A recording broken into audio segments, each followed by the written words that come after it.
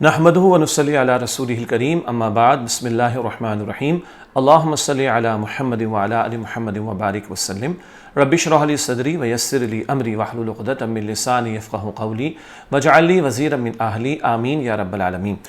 عزیز طلباء و طالبات و محترم حضرات خواتین، السلام علیکم ورحمۃ اللہ وبرکاتہ۔ الحمدللہ آپ مطالعہ قرآن حکیم برائے طلباء و طالبات کا حصہ اول اس کا آن لائن کورس ملاحظہ فرما رہے اور ہماری 20 کلاسز اللہ تعالیٰ کی توفیق سے مکمل ہو چکی ہیں۔ آج ہماری کلاس نمبر 21 ہے اور قصہ حضرت آدم علیہ السلام یہ سلسلہ جاری ہے، اور آپ کے علم ہے کہ آدم علیہ السلام کے قصے کا ہم نے پچھلی 3 نشستوں میں ذکر کیا تھا۔ ایک مرتبہ واقعہ پڑھا، پھر 2 مرتبہ کچھ آیات قرآنی کا ہم نے علم حاصل کیا۔ آج انشاءاللہ سورہ اعراف کی آیت نمبر 26 اور 27 2 آیتوں کا مطالعہ ہے، اور پھر علم و عمل کی باتیں۔ آپ کو معلوم ہے جب ایک چیپٹر مکمل ہوتا ہے، ایک سبق مکمل ہوتا ہے، تو پھر آخر میں علم و عمل کی باتیں بھی ہمارے سامنے آتی۔ جو آپ کے پاس کتاب ہے صفحہ نمبر 78 79 78 اور 79، اردو میں بھی گنتی یاد رکھنی چاہیے، تو پیج نمبر 78 اور 79 78 اور 79 انشاءاللہ اس کا مطالعہ کر رہے ہیں۔ تو آئیے آج کا سلسلہ شروع کرتے ہیں، آج کی کلاس کا باقاعدہ آغاز کرتے ہیں۔ اور جیسے کہ آپ کے علم ہے کہ جب ہم ہمیشہ کوئی کلاس شروع کرتے ہیں تو پہلے مقاصد مطالعہ سامنے آتے ہیں، مندرجہ ذیل باتیں معلوم ہو جائیں جو آج ہم سمجھیں گے۔ نمبر 1، شیطان کے مقاصد کیا ہیں؟ دشمن ہے نا ہمارا، تو وہ چاہتا کیا ہے، اس کے آبجیکٹیوز کیا ہیں، اس کے مقاصد کیا ہیں، اس پر بھی بات ہوگی۔ نمبر 2، لباس کی اہمیت و فوائد کیا ہیں؟ فائدے کی جمع فوائد۔ یہ چھوٹی چھوٹی باتیں جو ہیں یہ یقیناً بچوں کے لیے ہیں، طلباء و طالبات کے لیے، کہ ان کی تھوڑی اردو کا بھی سلسلہ بہتر ہوتا رہے۔ تو لباس کی اہمیت و فوائد کیا ہیں، اس پر بات ہوگی۔ بہترین لباس کون سا ہے؟ یہ بڑا دلچسپ سوال ہے۔ ہم کہیں گے جی وہ فلاں والا، وہ فلاں دکان والا، فلاں ڈیزائنر والا، فلاں برانڈ والا۔ نہیں، بہترین لباس کون سا ہے، یہ آج کے درس میں انشاءاللہ ہمارے سامنے بات آئے گی، اور یہ صرف بچوں کے لیے نہیں، ہم بڑوں کے لیے بھی یہ باتیں بڑی اہم ہیں۔ تو یہ تو کچھ مقاصد مطالعہ کی بات۔ اب آئیے 2 آیتیں جو آج ہم سمجھ رہے ہیں، سورہ اعراف کی آیات 26 اور 27، ان کو پڑھتے ہیں۔ تھوڑا سا ناظرہ آپ میرے ساتھ تھوڑا دہرائیے گا، زیادہ وقت تو نہیں ہوتا ہمارے پاس۔ ہاں، جب یہ ہم کورسز کلاس میں پڑھائیں گے، اسکولز کے اندر پڑھائیں گے، تو ایک کلاس ہمارے پاس 35 منٹس کی بھی ہوگی، 40 منٹس کی بھی ہوگی، تو وہاں تو اور توجہ۔ لیکن ہم یہ توجہ دلانا چاہتے ہیں کہ ناظرہ قرآن کو بھی ہم درست کرتے رہیں، سن کر بھی کچھ بہتر ہونے کی کوشش ہو جائے، اس کا بھی امکان یقیناً موجود ہے۔ اعوذ باللہ من الشیطان الرجیم، بسم اللہ الرحمن الرحیم۔ یا بنی آدم قد انزلنا علیکم لباسا یواری سوآتکم وریشا ولباس التقوی ذالک خیر ذالک من آیات اللہ لعلہم یذکرون۔ یا بنی آدم لا یفتننکم الشیطان کما اخرج ابویکم من الجنة ینزع عنہما لباسہما لیریہما سوآتہما انہ یراکم هو وقبیلہ من حیث لا ترونہم انا جعلنا الشیاطین اولیاء للذین لا یؤمنون۔ ماشاءاللہ، مجھے ویسے امید ہے کہ آپ کچھ تو دہرا رہے ہوں گے، اور بہت سے لوگوں کی تلاوت تو بہت اچھی ہوگی۔ تو ہم سب کو ساتھ چلنا ہے، اور مل کر انشاءاللہ ساتھ چلیں گے تو برکت ہوگی۔ اب آئیے دوبارہ پڑھتے ہیں قرآن کا متن اور ترجمہ بھی کرتے ہیں انشاءاللہ۔ یا بنی آدم، اے آدم کی اولاد۔ پچھلا حصہ، وہ پچھلی آیت کا ترجمہ وہ چھوڑ دیجئے گا۔ اے آدم کی اولاد، قد انزلنا علیکم لباسا، یقیناً ہم نے تم پر ایسا لباس اتارا، یواری سوآتکم، جو تمہارے شرم کے مقامات چھپاتا ہے، وریشا، اور زینت کا ذریعہ ہے، ولباس التقوی، اور پرہیزگاری کا لباس، لباس تو اردو میں بھی استعمال کرتے ہیں، ذالک خیر، وہی سب سے بہتر ہے، خیر یہ بھی اردو میں استعمال کرتے ہیں، اسی میں خیر ہوگی، صرف اشارہ کر رہا ہوں، ہر جگہ تو نہیں ہوگا، تھوڑا تھوڑا غور کریں گے تو ہم اردو کہ وہ الفاظ جو قرآن میں استعمال ہوئے ان سے جوڑتے جائیں گے تو سمجھنے میں آسانی بھی ہوگی انشاءاللہ۔ ذالک من آیات اللہ، یہ اللہ کی نشانیوں میں سے ہے، لعلہم یذکرون، تاکہ لوگ نصیحت حاصل کریں۔ یا بنی آدم، اے آدم کی اولاد، لا یفتننکم الشیطان، کہیں شیطان تمہیں فتنے میں نہ ڈال دے، کما اخرج ابویکم من الجنت، جیسے اس نے تمہارے والدین آدم علیہ السلام اور حوا علیہ السلام کو جنت سے نکالا، ینزع عنہما لباسہما، اس نے ان دونوں سے ان کے لباس اتروا دیے، لیریہما سوآتہما، تاکہ ان کے شرم کے مقامات ظاہر کر دے، انہ یراکم ہو وقبیلہ، بے شک وہ اور اس کا قبیلہ وہاں سے تمہیں دیکھتا ہے، من حیث لا ترونہم، جہاں سے تم انہیں نہیں دیکھتے، انا جعلنا الشیاطین اولیاء، بے شک ہم نے شیطانوں کو دوست بنا دیا، للذین لا یؤمنون، ان لوگوں کا جو ایمان نہیں لاتے۔ یہ تو ہم نے ترجمہ ایک مرتبہ کیا، جب آیات کو پڑھیں گے تشریح کے ساتھ تو دوبارہ ترجمہ کرتے ہیں۔ تو چلیے آگے بڑھتے ہیں، سورہ اعراف کی آیت نمبر 26 کا اب ہم مطالعہ کر رہے ہیں انشاءاللہ۔ یا بنی آدم قد انزلنا علیکم لباسا یواری سوآتکم وریشا ولباس التقوی ذالک خیر ذالک من آیات اللہ لعلہم یذکرون۔ ایک ایک حرف کی تلاوت کرتے ہیں تو 10 نیکیوں کا اجر ملتا ہے، ثواب بھی مل رہا ہے الحمدللہ۔ اب آئیے سمجھیں ترجمے کو۔ اے آدم کی اولاد، یقیناً ہم نے تم پر ایسا لباس اتارا جو تمہارے شرم کے مقامات چھپاتا ہے اور زینت کا ذریعہ ہے، اور پرہیزگاری کا لباس ہی سب سے بہتر ہے، یہ اللہ کی نشانیوں میں سے ہے تاکہ لوگ نصیحت حاصل کریں۔ یہ سورہ اعراف کی آیت نمبر 26 کا ترجمہ ہوا۔ تشریح کی طرف چلتے ہیں۔ لباس کے فوائد، لباس اللہ نے عطا فرمایا، اس کے فائدوں کا بیان، فائدے کی جمع فوائد۔ ستر چھپانا یعنی جسم کو ڈھانپنا، یہ پہلا فائدہ ہے، ستر چھپانا یعنی جسم کو ڈھانپنا۔ اچھا، ایک تو کافی لوگوں کے علم میں ہوگا، جب ہم نماز ادا کرتے ہیں تو ایک مسئلہ بیان کیا جاتا ہے، کتنا حصہ چھپانا فرض ہے۔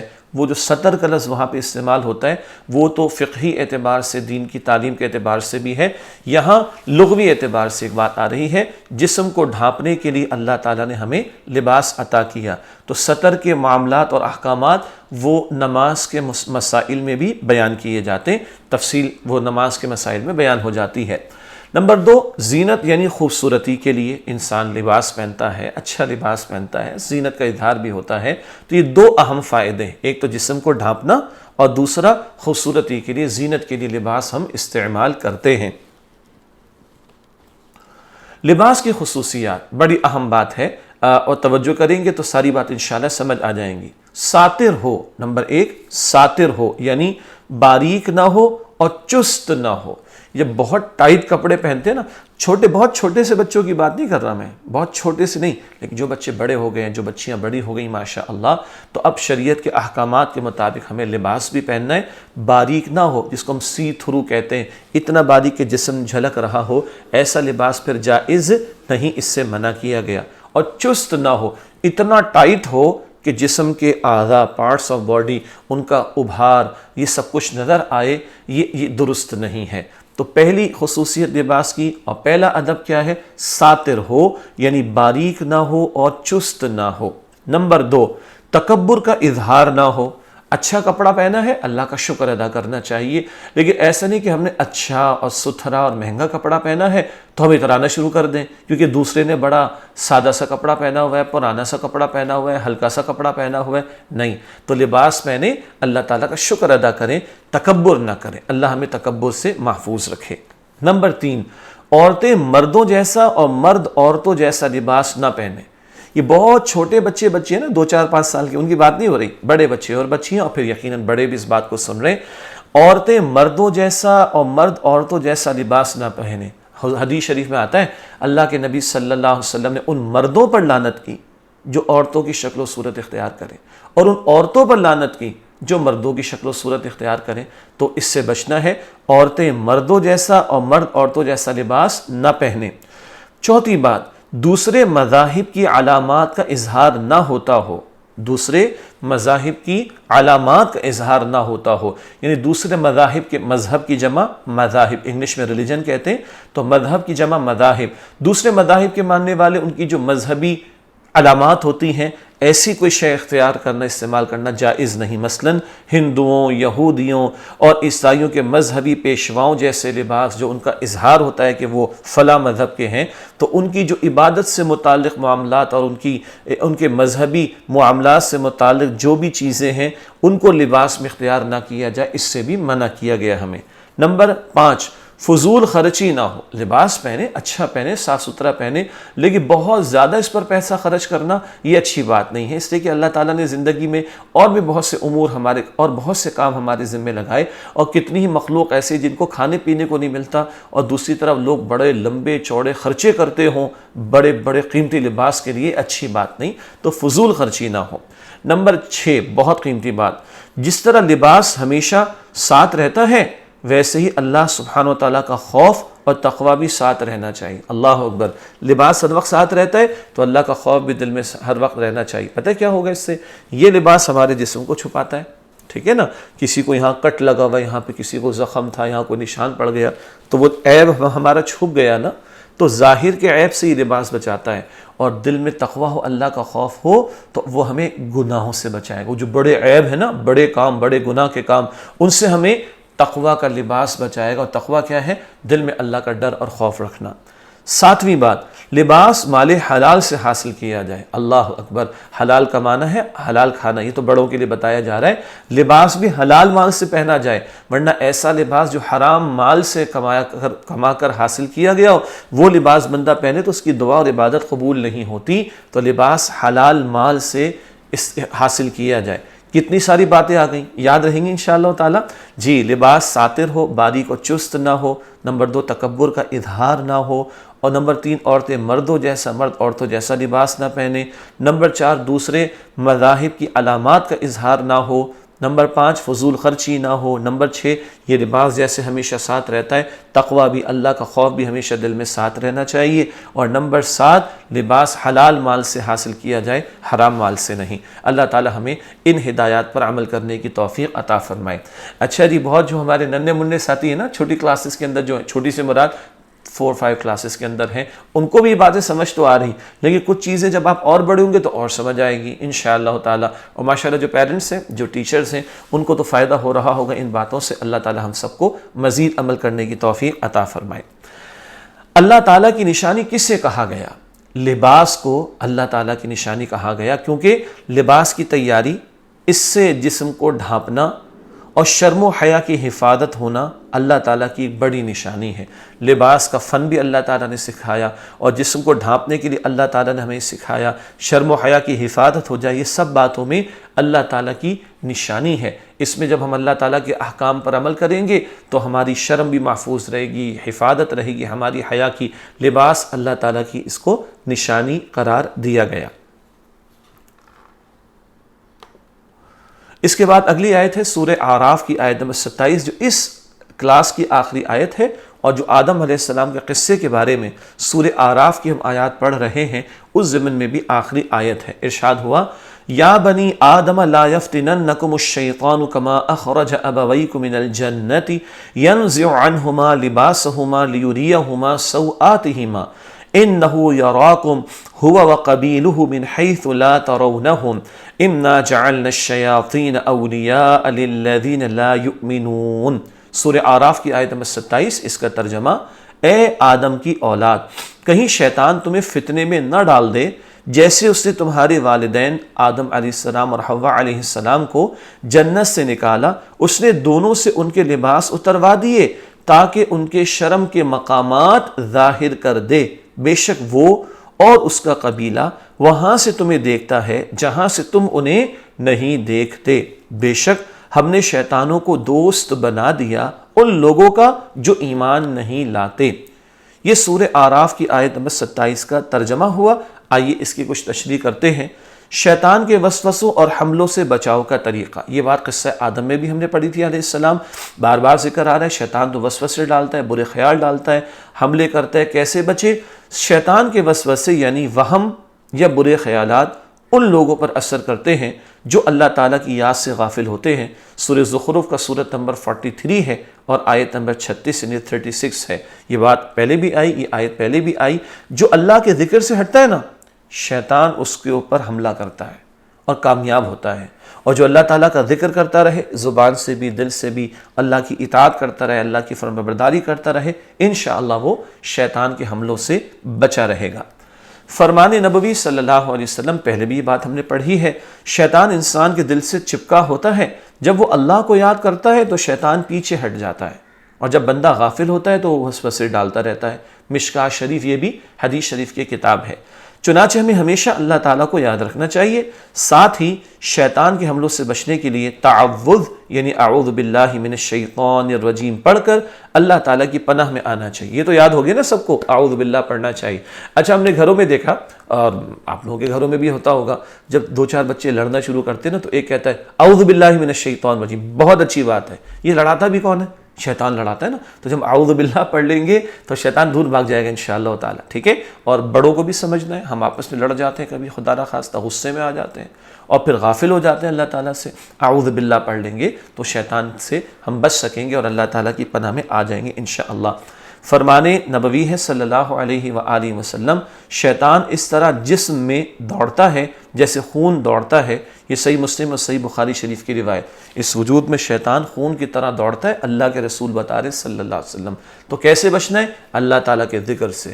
اپنے اس وجود کو اللہ کے ذکر سے منور کریں، اس باطن کو منور کریں گے، اللہ کا ذکر کریں گے تو وہ شیطان کے حملے سے انشاءاللہ ہم بچ سکیں گے۔ تو یہ حضور نے فرمایا شیطان اس طرح جسم میں دوڑتا ہے جیسے کہ خون دوڑتا ہے۔ شیطان کے دوست کون ہیں؟ وہ لوگ شیطان کے دوست ہیں جو ایمان نہیں لاتے، جو آخرت پر ایمان نہیں رکھتے، آخرت کے بارے میں فکر مند نہیں، وہ غافل رہتے ہیں اللہ تعالیٰ سے، اور پھر شیطان کے دوست بن جاتے ہیں۔ شیطان کا حملہ ان پر کارگر ہو جاتا ہے، شیطان ان کو بہکانے میں کامیاب ہو جاتا ہے۔ اللہ تعالیٰ ہمیں اللہ سبحانہ و تعالیٰ پر اور آخرت پر پکا یقین عطا فرمائے، اور اللہ تعالیٰ ہم سب کو شیطان کے حملوں سے محفوظ فرمائے۔ آمین تو آپ لوگ کہہ رہے ہیں نا؟ آمین کا مطلب کیا ہوتا ہے؟ کہاں پڑھا تھا ہم نے؟ سورہ فاتحہ میں۔ آمین کا مطلب کیا ہے؟ اے اللہ قبول فرما۔ الحمدللہ سورہ اعراف کی آیت نمبر 26 اور 27 کا مطالعہ بھی مکمل ہوا، اور آدم علیہ السلام کے قصے کے متعلق چند آیات جو ہم نے پڑھنی تھی وہ اس لیسن میں مکمل ہو گئی۔ ویسے بعد کی صورتوں میں آدم علیہ السلام کا ذکر اور بھی آئے گا انشاءاللہ تعالی۔ اب یہ چیپٹر مکمل ہو رہا ہے تو آخر میں علم و عمل کی باتیں، کچھ باتیں ہماری نالج کی ہوتی ہیں، کچھ باتیں ہمارے عمل کے لیے ہوتی ہیں۔ تو جو ان آیات میں اب تک ہم نے سمجھا پچھلے چیپٹرز میں، بلکہ پچھلی کلاسز میں، اب آئیے ان علم و عمل کی باتوں کو دہرائیں۔ نمبر 1، اللہ سبحانہ و تعالیٰ نے فرشتوں سے حضرت آدم علیہ السلام کو سجدہ کرا کر بقیہ مخلوقات پر انسان کی فضیلت کا اظہار فرمایا۔ سورہ اعراف آیت نمبر 11 میں ہم نے پڑھا، سجدہ کرایا تو انسان کی عزت کا اعلان ہو رہا ہے اور انسان کی فضیلت باقی مخلوقات پر جو ہے اس کا ذکر ہو رہا ہے۔ نمبر 2، نافرمانی اور تکبر اللہ تعالیٰ کو ہرگز پسند نہیں ہے، ہمیں اللہ سبحانہ وتعالیٰ کی فرما برداری کرنی چاہیے۔ سورہ اعراف کی آیات 12 اور 13، کس نے نافرمانی کی؟ شیطان نے۔ کیا نافرمانی کی تھی؟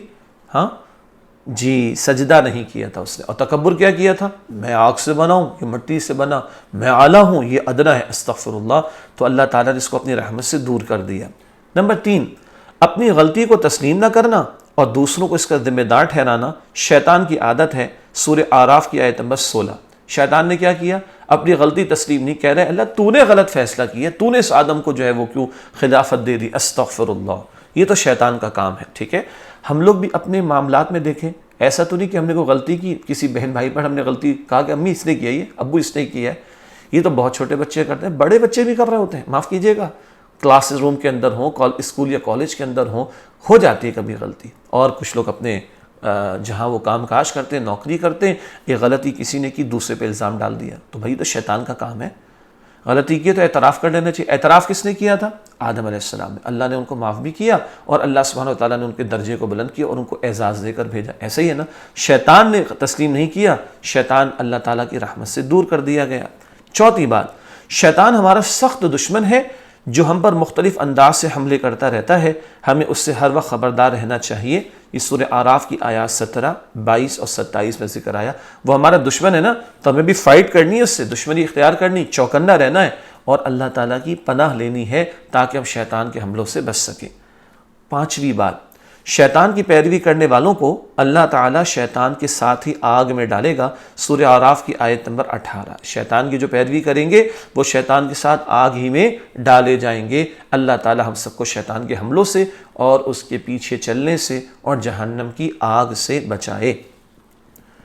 جی نکات زیادہ ہیں، نکتے کی جمع نکات، ویسے ہم لوگ نکات پڑھتے ہیں، صحیح لفظ ہے نکات، نون کے نیچے زیر ہے۔ چھٹا نکتہ، چھٹی بات، شیطان انسان کو گمراہ کرنے کے لیے اس کے دل میں مختلف وسوسے ڈالتا رہتا ہے اور جھوٹی قسمیں کھاتا ہے، لہذا جھوٹی قسمیں کھانا شیطانی طریقہ ہے، اس سے ہمیں بچنا چاہیے۔ سورہ اعراف کی آیات 20 تا 21، تو شیطان نے تو جھوٹی قسمیں کھائی تھیں، یہ جھوٹی قسمیں کھانا شیطان کا کام ہے، ہمارا کام نہیں کہ ہم جھوٹی قسمیں کھائیں، ہم اس سے بچنا چاہیے۔ اول تو قسم کھانی نہیں چاہیے، جب شدید کبھی ضرورت ہو تو صرف کس کی قسم کھا سکتے ہیں؟ اللہ تعالیٰ کی۔ یہ بات بھی پہلے مجھے تو یاد آ رہا ہے کہ آ چکی ہے، مجھے امید ہے کہ آپ کو بھی یاد آ رہا ہوگا۔ جوڑتے جائیں گے نا تو ہمارا نالج بینک بھی بڑھتا جائے گا اور باتیں یاد بھی رہیں گی انشاءاللہ۔ یہ سورہ اعراف کے آیت نمبر 20-21 میں شیطان نے جھوٹی قسمیں کھائیں ان کا ذکر آیا تھا۔ پھر ساتواں نقطہ ہے علم و عمل کی باتوں میں، شرم و حیا انسان کی فطرت میں شامل ہے، ہمیں ہمیشہ اس کا خیال رکھنا چاہیے۔ شرم و حیا کے حوالے سے لباس کی بھی حفاظت ضروری ہے، اور لباس کی ہم نے 7 خصوصیات پڑھی تھی نا، آداب اور خصوصیات یاد آ گیا، ان پر عمل درآمد کرنا ہے، تو شرم و حیا کی حفاظت ضروری، ہمیں اس کا خیال رکھنا چاہیے اور لباس اس کے لیے بڑا اہم ہے۔ نمبر 8، اگر کوئی بھول ہو جائے تو مایوس نہیں ہونا چاہیے، بلکہ اپنی غلطی کو تسلیم کر کے فوراً اللہ تعالیٰ سے معافی مانگنی چاہیے۔ سورہ اعراف کی آیت نمبر 23 سے بات ہم نے سمجھی، وہ تو دعا بڑی پیاری ہے، ربنا ظلمنا انفسنا، یاد ہے آپ کو؟ ماشاءاللہ۔ اچھا، بک میں سے ہم کچھ چیزیں تو آپ کو پیش نہیں کر رہے، وقت کم ہے نا، بک میں آپ دیکھیں گے تو آپ کو اس دعا کے لیے ایک ایکٹیویٹی بھی ملے گی، کیجئے گا گھر پہ، اچھی بات ہے، اور پیرنٹس دیکھ لیں کہ وہ کروائیں اپنے بچوں سے، تو فائدہ ہوگا انشاءاللہ۔ تو بھول ہو جائے تو مایوس نہ ہو، اللہ تعالیٰ تو معاف فرما دیتا توبہ کرنے والوں کو، جب غلطی ہو جائے تو معافی اللہ تعالیٰ سے مانگ لینی چاہیے۔ ایک اور بات بتاؤں، اگر کسی نے امی ابو کو پریشان کیا، یا کسی نے اپنے ٹیچر کو پریشان کیا، کسی نے کسی دوسرے کو پریشان کیا، اس سے بھی معافی مانگنی چاہیے اور اللہ تعالیٰ سے بھی۔ نمبر 9، دنیا میں انسان کو امتحان کے لیے بھیجا گیا ہے، ہمیں فکر کرنی چاہیے کہ ہم اس امتحان کے لیے کتنی تیاری کر رہے ہیں۔ سورہ اعراف کی آیات 24 اور 25 میں ذکر آیا، یہ زندگی تھوڑے سے عرصے کے لیے، ہمیشہ کے لیے نہیں، امتحان کے لیے دی گئی ہے۔ اب ہم اچھے اعمال کر رہے ہیں تو بہت اچھی بات ہے، اور اگر اس کے علاوہ بات بری کر رہے ہیں تو بچنا چاہیے، زندگی امتحان کے لیے ہے اور کل اس کے نتیجے ہمارے سامنے قیامت کے دن آئیں گے۔ آخری نقطہ ہے علم و عمل کی باتوں میں، 10واں نقطہ، لباس حیا کی حفاظت کا ایک اہم ذریعہ ہے اور اس میں تقوی کو بہت اہمیت حاصل ہے۔ ہمیں لباس کے بارے میں اسلامی تعلیمات پر عمل کرنا چاہیے۔ سورۃ الاعراف کی آیت نمبر 26 میں ہم نے پڑھا، یہ ظاہر کا لباس، اس کے بھی آداب ہم نے سمجھ لیے، اور اصل لباس کون سا ہے؟ جی اہم ترین لباس کون سا ہے؟ تقوی کا لباس، اللہ کا خوف دل میں ہو تاکہ ہم گناہوں سے بچنے والے بنیں۔ مجھے امید ہے آج ہم نے بہت کچھ سیکھا ہے اور آئندہ بھی سیکھتے رہیں گے۔ اللہ تعالیٰ مجھے اور آپ کو قرآن پاک سے مزید محبت اور اس کے تقاضوں پر عمل کرنے کی توفیق عطا فرمائے۔ انشاءاللہ پھر اگلی کلاس میں آپ سے ملاقات ہوتی ہے۔ السلام علیکم ورحمۃ اللہ وبرکاتہ۔